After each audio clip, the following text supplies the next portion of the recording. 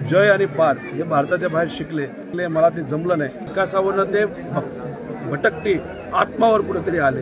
हे काय मी भविष्यवाणी करतो असं नाही। गेल्या 10 वर्षात वाटोळं जर महाराष्ट्राचं कुणी केलं असेल तर भाजपने केले। आणि आता मोदी साहेबांना असं का म्हणावं लागतं की आम्ही संविधान बदलणार नाही। Soham developers we build for future. Shitole crystal, Shitole heights आणि शितोळे पार्क असे 1 ते 3 बेडरूम्सचे वारजे कर्वेनगर भागातील स्मार्ट होम्स, जिथे तुमचे भविष्य होईल सुरक्षित। काल 26 गावं झाली, आज 25 गावं आहेत। इथं असणारे जे कार्यकर्ते पवार साहेबांच्या बाजूने लढायला तयार आहेत, त्यांनी विनंती केली होती की गावात येऊन आमच्याशी थोडासा संवाद साधावा, लोकांना आपल्याला भेटायचंय, साहेबांचं काय म्हणणं आहे कुठे ते ऐकून घ्यायचं। आणि त्या दृष्टिकोनातून 3 दिवस बारामतीमधले जे प्रमुख गावं आहेत लोकसंख्येप्रमाणे तिथं मी एक कार्यकर्ता म्हणून तिथं जाणार आहे। आत्तापर्यंत कालपर्यंत 26 गावं आणि आत्तापर्यंत 5 गावं संपलेली आहेत। तिथं गेल्यानंतर एक वेगळा उत्साह लोकांच्या मनामध्ये जाणवतो। लोकांनी ठरवले की तुतारी वाजवलेला माणूसच चालवायचं आणि मला विश्वास वाटते लोकांना भेटल्यानंतर कमीत कमी 80% मतदान हे तुतारी वाजवलेल्या माणसाला पवार साहेबांना सुप्रियाताईला होईल। मतदारांना काय पाहिजे हे बाजूला सोडून शिक्षणावर आणि इतर गोष्टींवर आरोप केले जातात। अजितदादांकडे आता बोलायला काय राहील। आता अजितदादा जर आज भाजपच्या नादी लागून असा प्रश्न करत असेल पवार साहेबांनी काय केलं, या प्रश्नावरूनच कुठेतरी आता कळायला लागलंय की अजितदादा आता कुठेतरी त्यांना कळलंय की त्यांचा उमेदवार निवडून येणार नाही, म्हणून त्यांना काय बोलायचं हे कदाचित कळत नसावं। लोकांना मी किती शिकलोय, कुठं शिकलोय याचं काय घेणं देणं आहे। ठीक आहे, मी बारामतीत शिकलो, त्यानंतर मी काही काळ वालचंदनगरला गेलो, परत मी बारामतीत आलो, नंतर मुंबईला गेलो। मी ग्रॅज्युएट आहे, मला डबल ग्रॅज्युएट व्हायचं होतं पण ते होता आलं नाही। का? कारण का माझ्या वडिलांनी एक व्यवसाय चालू केला, त्यात अडचणी आल्या होत्या।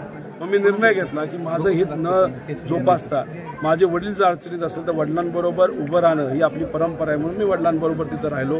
मग मी पुढे शिकू शकलो नाही, मला भारताच्या बाहेर सुद्धा शिकण्याची इच्छा होती, ते करता आलं नाही। पण माझे 2 भाऊ जय आणि पार हे भारताच्या बाहेर शिकले, त्याचा एक आनंद माझ्यासारख्याला आहे। त्यांना ते करू शकले, मला ते जमलं नाही। अंजनी लॉन्स मंगल कार्यालय, कोंडवे जावडे, पुणे। पार्किंग, जेवणाचा स्वतंत्र हॉल आणि वधूवरांच्या सुसज्ज खोल्यांसह बजेटमध्ये असलेले एकमेव खात्रीशीर मंगल कार्यालय। त्याच्याबरोबर माझे वडील स्वतः डबल ग्रॅज्युएट आहे, उच्च शिक्षित आहेत। आणि हे जे काही विषय चाललाय की कोण कितीही शिकलं असलं तरी जर विचारच आपल्याला जपता आले नाही तर त्या शिक्षणाचा आपण काय करता।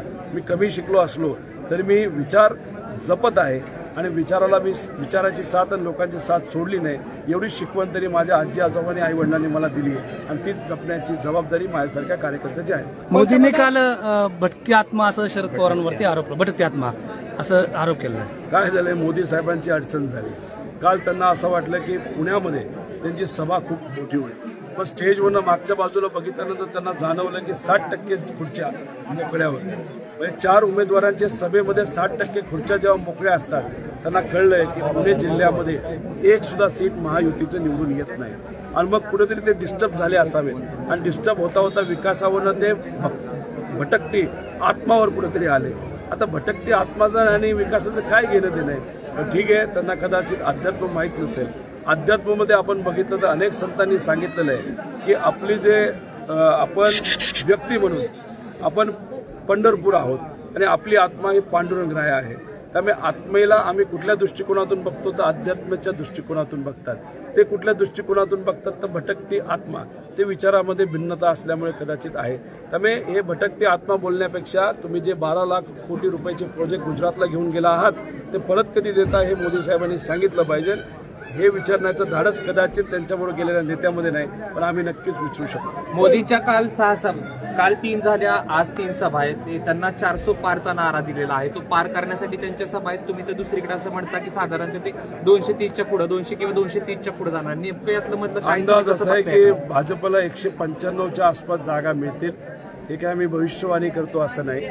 काही भाजपला नाही तर भाजप प्रेरित असणाऱ्या मी पत्रकारांशी बोललो, काही सर्वे कंपन्या ज्या आहेत त्यांच्याशी बोललो आणि 5 सर्वे कंपन्यांशी बोलल्यानंतर त्याचं जे ॲव्हरेज आहे ते ॲव्हरेज 195 भाजपच्या स्वबळावर आलेलं आहे आणि त्याच्यात मग 50-60 हे त्यांचे मित्रपक्ष असतील.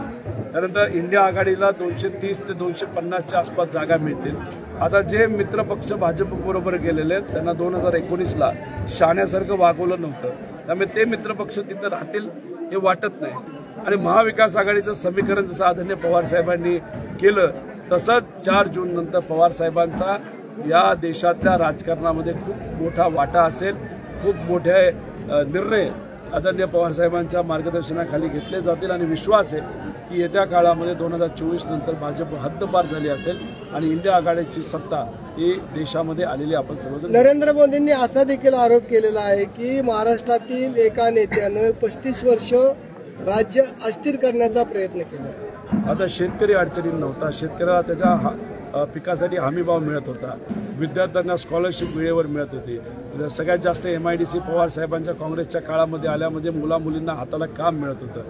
तुम्ही जर खऱ्या अर्थाने विकासाच्या बाबतीत आकडा बघितला, या देशामध्ये 1 नंबरला सातत्याने आपला महाराष्ट्र राहत होता. विचाराने आपण पक्के होतो. राजकीय दृष्टिकोनातून सुद्धा जे काय राजकारण केलं जायचं त्याच्यामध्ये खालच्या लेवलचं राजकारण नव्हतं. मग अस्थिरपणा कुठं आला होता?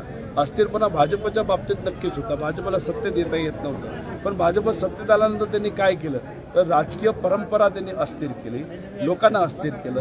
2 समाजामध्ये वाद निर्माण केला, 2 OBC मराठामध्ये वाद निर्माण केला, हिंदू मुस्लिममध्ये वाद निर्माण केला. म्हणजे महाराष्ट्राला अस्थिर जर कुणी केलं असेल तर ते भाजपली आणि मोदी साहेबांच्या सर्व नेत्यांनी केलं, देवेंद्र फडणवीस साहेबांनी केलं. आणि महाराष्ट्रात ते खऱ्या अर्थाने हाताला काम देणारे सगळे प्रोजेक्ट जे होते 2014 पासून आतापर्यंत 12 लाख कोटीचे प्रोजेक्ट हे गुजरातला गेले. त्यामुळे मोदी साहेब बोलत असताना त्यांचीच गोष्ट त्यांच्याच मुखातून फक्त दुसऱ्याचा रेफरन्स देऊन ते बोलत असावे. अस्थिरचं कुणी केलं असेल तर भाजपने केलं. 10 वर्षात वाटोळं जर महाराष्ट्राचं कुणी केलं असेल तर भाजपने केलं. आणि आज भाजपला साथ देण्याचे दुर्दैव असं आमच्यातलेच काही नेते तिकडे गेलेत. ही गोष्ट बघितल्यानंतर आम्हाला वाईट वाटतं, पण लोक भाजपला हद्दपार महाराष्ट्रातून देशातून करतील असा विश्वास आहे. शेवटचा प्रश्न, पक्ष गेला, चिन्ह गेलं, आता आपली सांगता सभा बारामतीत कुठं होणार आहे? आता पक्ष गेला, चिन्ह गेला, जिथं सांगता सभा होती ती ठिकाण गेलं, काही गेलं असलं तरी लोक तिथंच आहेत. विचार तोच आहे, तोच विचार ठिकाण नवीन मोठी सभा आम्ही घेऊ आणि महाविकास आघाडीचा उमेदवार म्हणजे सुप्रियाताई हे तुतारी वाजवणारे चिन्ह या मतदारसंघातून कमीत कमी 3.5 लाखाला निवडून. सभेचं ठिकाण हे कसब्याच्या जवळ, तिथं एक जो ब्रिज आहे लेंडी नदीच्या इथं, तिथं जुना मोरगाव रोड तिथं ते आहे आणि खूप मोठ्या प्रमाणात सभा आणि लोक स्वखर्चाने तिथे येतील. दादा, काल मोदींनी असं देखील म्हटलंय की मी जिवंत असेपर्यंत संविधान बदलून राहणार.